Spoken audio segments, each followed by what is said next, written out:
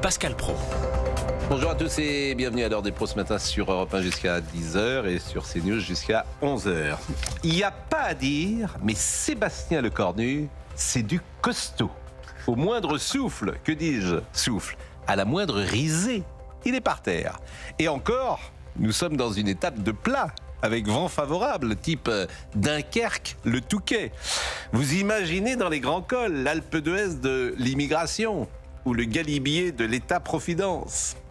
Je souris, mais c'est triste. Personne ne sera étonné de ce recul du gouvernement sur la possibilité de travailler, c'est leur vocation, pour les fleuristes ou pour les boulangers le 1er mai.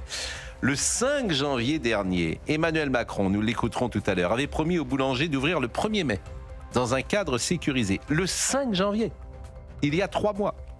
Les promesses n'engagent que ceux qui les écoutent et chacun sait que la parole d'Emmanuel Macron change au gré des jours, pour ne pas dire qu'elle ne vaut pas grand-chose. Oui, quelle tristesse que cette reculade. En France, la liberté de travailler est soumise à la CGT et à quelques syndicats qui rejouent la lutte des classes et se moquent comme de leur guigne des travailleurs, ceux qui voudraient précisément ouvrir leur boutique le 1er mai.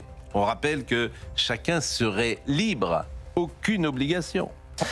Cette affaire du 1er mai est une synthèse de tous les mots français, une promesse politique non tenue, un archaïsme syndical et une faiblesse abyssale du politique qui, par peur, cède et qui veut, quoi qu'il arrive, garder sa place. Et c'est comme ça sur à peu près tous les sujets. Il n'y a pas à dire. Sébastien Lecornu, c'est du costaud. Alice Sommerer. L'heure des pros, 9h-10h, Pascal Praud